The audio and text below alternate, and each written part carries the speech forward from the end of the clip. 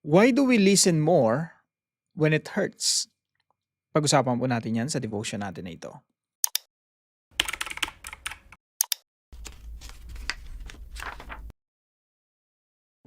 Magandang araw po sa bawat isa sa inyo. Welcome back to our 365 Daily Devotions Bible Characters Edition. Binabati ko po muna si Eli Santos, Lita Deang, Yoli Cunanan. Maraming salamat po sa inyong pagsubaybay dito sa mga devotions natin simula pa ng unang panahon. No? So thank you po sa inyo. Now, yung pag-aaralan po natin ay patungkol po kay Jeroboam. Ito na po yung judgment laban sa kanya. So pinag-usapan natin itong mga nakarang araw na si Jeroboam, pinagkatiwalaan siya ng Diyos ng isang kaharian, yung 10 tribes, pero hindi niya kumbaga inakay or nilid yung 10 tribes palapit sa Diyos, sa halip palayo sa Diyos.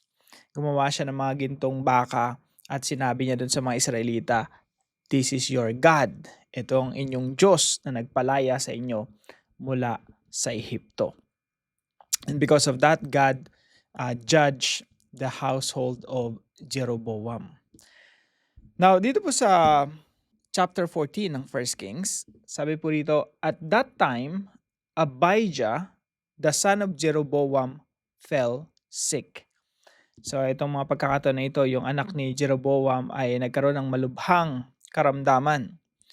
And Jeroboam said to his wife, "Arise and disguise yourself, that it not be known that you are the wife of Jeroboam, and go to Shiloh." Bakit siya pinapunta yung asawa niya sa Shiloh? "Behold, Abijah the prophet is there." Kasi nandun si Abijah yung propeta. Ahijah yung propeta. Medyo nakakalito yung pangalan, no? Ahijah, Abijah, Jeroboam, Rehoboam. So, kailangan lang talaga nating ma-familiarize, no? Ahijah, ito yung pangalan ng propeta. At ito rin po yung propeta na nagsabi kay Jeroboam, "Jeroboam, ikaw yung magiging hari ng 10 tribo ng bayan ng Israel." So, ito po yung una nating katuruan, no? Ngayong araw, medyo mahaba po yung mga verses natin. Isa-isahin po natin. Sa una, God catches Jeroboam's attention through the sickness of his son. Si Jeroboam po, hindi naman talaga siya nakikinig sa Diyos. Hindi naman talaga niya gustong pumunta doon sa propeta ng Diyos para malaman kung anong kalooban ng Diyos. E di sana nung una pa, no, kung talagang gusto niyang malaman kung anong kalooban ng Diyos. Si Jeroboam talagang inisnab na si Lord, si Yahweh na nagbigay sa kanya ng kaharian. At in fact, ito po si Ahijah during this time, siya po ay matanda na. Sabi po rito, "Now Ahijah could not see, for his eyes were dim because of his age." Naniniwala po ako si Lord, hindi na pinapunta si Ahijah kay Jeroboam. Kasi nga matanda na, no? Very considerate rin si Lord, no? Sobrang, kumbaga, mabait rin talaga si Lord kahit sa kanyang mga propeta. Hindi niya na pinapunta si Ahijah. Puntahan mo si matanda na eh. Malabo na yung mata. So anong ginawa ng Diyos? Yung anak ni Jeroboam, I believe, no? Yung karamdaman nun, yung sakit nun, galing sa Diyos. At binigyan ng Diyos talaga ng, kumbaga ayaw makinig ni Jeroboam doon sa Diyos. Kumbaga hinatak na yung tenga ni Jeroboam, no?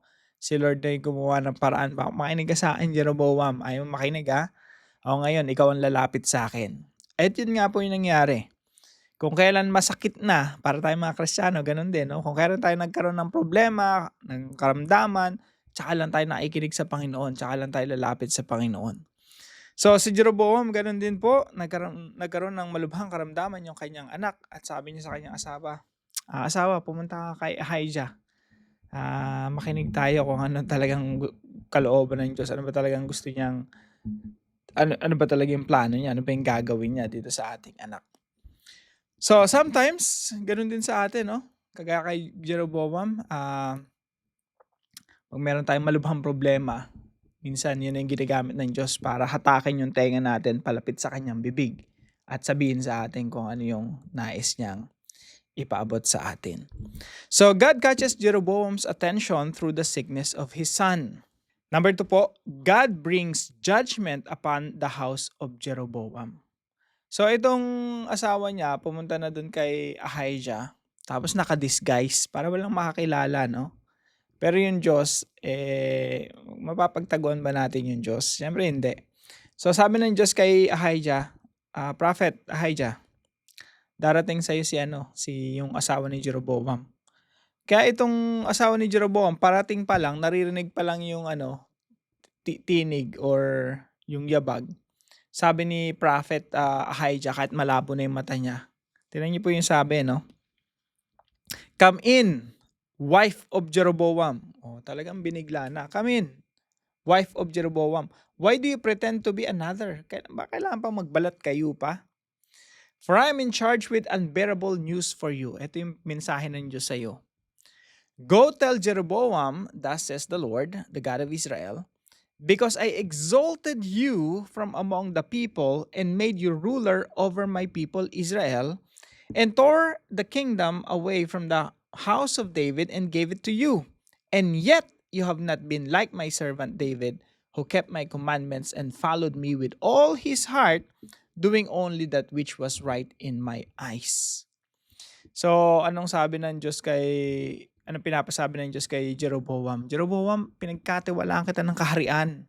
Binigyan pa kita ng pangako na isusustain kita, palalakasin kita, sasamahan kita, bibigyan kita ng katagumpayan. Basta makinig ka lang sa akin, sumunod ka lang sa akin. Pero hindi mo ginawa. Tinangay mo pa yung 10 tribes palayo kay Yahweh upang sumamba sa mga Diyos-Diyosan. Because of that, sabi dito, verse 9, but you have done evil above all who were before you, and have gone and made for yourself other gods and metal images, provoking me to anger. Alam niyo po yung Diyos natin, mabait. Gusto talaga na paulanan tayo ng favor, pabor at pagpapala. Kagaya rin kay Jeroboam, pabor at pagpapala in-offer ng Diyos. Pero si Jeroboam, prinubok niya yung Diyos para magalit sa kanya. Sabi ito, provoking me to anger, and have cast me behind your back. Therefore, behold, I will bring harm upon the house of Jeroboam. Paparusahan ko yung household ni Jeroboam, and will cut off from Jeroboam every male, both bond and free in Israel, and will burn up the house of Jeroboam as a man burns up dung until it's all gone. Anyone belonging to Jeroboam who dies in the city, the dog shall eat. And anyone who dies in the open country, the birds of the heavens shall eat, for the Lord has spoken. So, na ibig sabihin po, sinasabi rito ng Diyos, yung household ni Jeroboam, yung nag-lead ng idolatry sa bayan ng Israel, pagpapapatayin kayo doon sa city, at yung makakatakas, pagpapapatayin din, hahabulin din. At yung mga pinagpapatay doon sa city, sila'y kakainin ng mga aso. Tapos doon naman sa open country, sila'y kakainin ng mga buitre, ng mga ibon na kumakain ng mga bulok. So God brings judgment upon the house of Jeroboam. So that's the message. Alam niyo po, kung nauna lang sanang humingi ng tawad si Jeroboam sa Panginoon, pumunta siya kay Prophet Ahijah, the Lord is compassionate. Pero it was too late for Jeroboam. At hindi na siya nagsisi sa kanyang mga kasalanan. And number 3 po, God shows mercy to Abijah by taking his life in peace. Si Abijah sa buong Israel, sa buong household ni Jeroboam, walang matagpuan ng Diyos na matino o mabait o matuwid, maliban lang kay Abijah. Si Abijah pala yung matuwid, bakit yun pa yung binigyan ng sakit ng Panginoon or hinayaan ng Diyos na magkasakit? Now, tingnan niyo po yung reason ng Panginoon. Pakinggan niyo mabuti.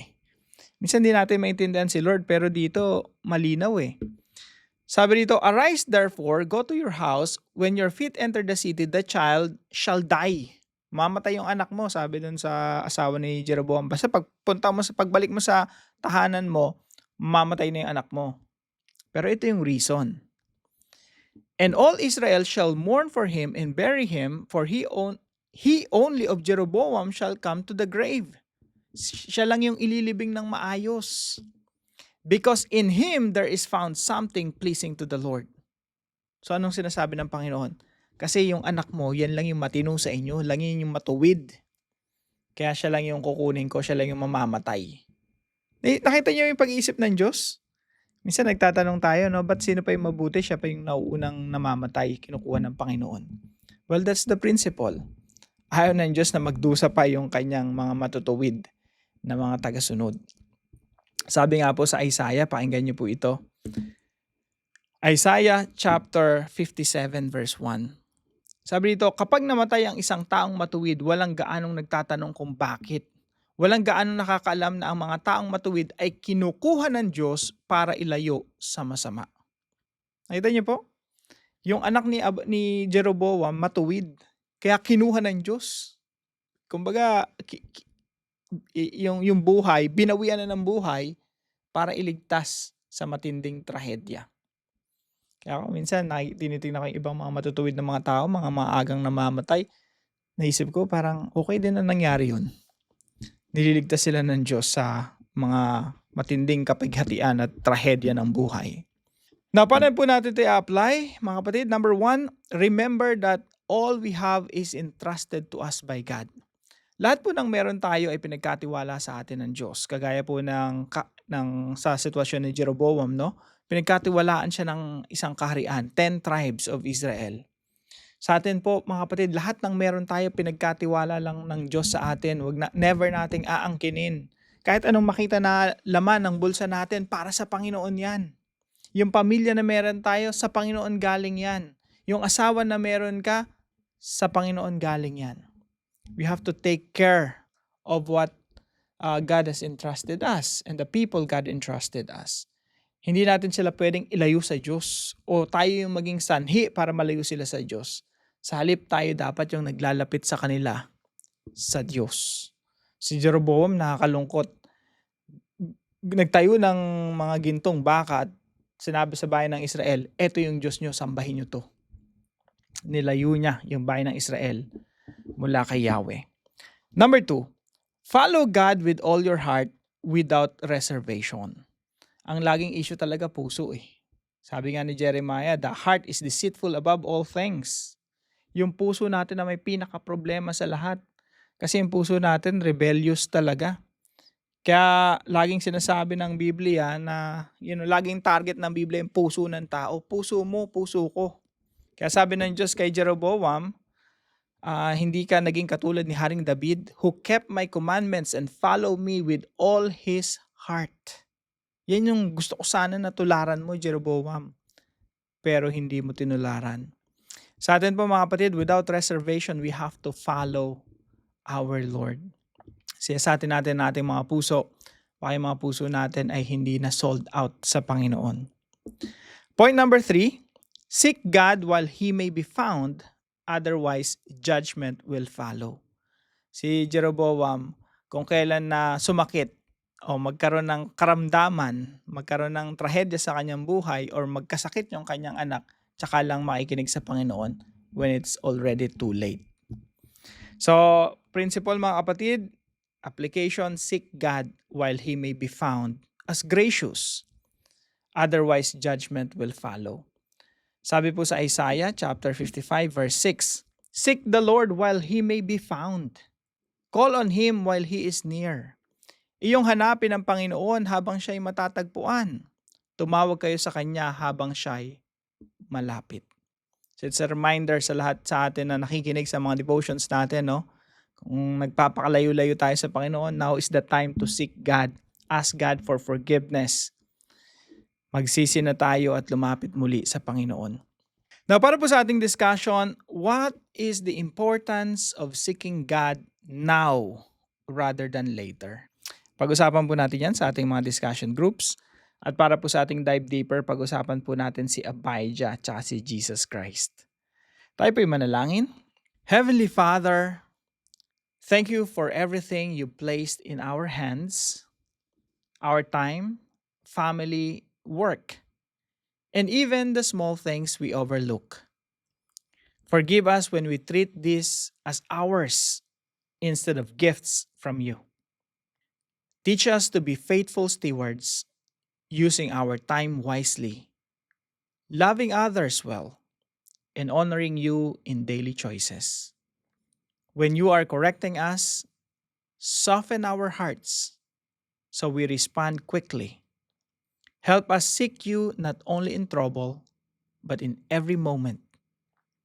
Shape our desires to love you above all. Make our lives count for your glory as we faithfully steward your blessings each day. In Jesus' name, Amen and Amen. Maraming salamat po sa bawat isa sa inyo na sumusubaybay po dito sa ating daily devotions. Kung kayo po ay may natutunan, ipalam niyo lang po sa comment section right below this video. And please don't forget to share this devotion to your family and friends. Pagpalain po kayo ng ating Panginoon. See you po tomorrow 5 a.m. dito po sa ating daily devotions.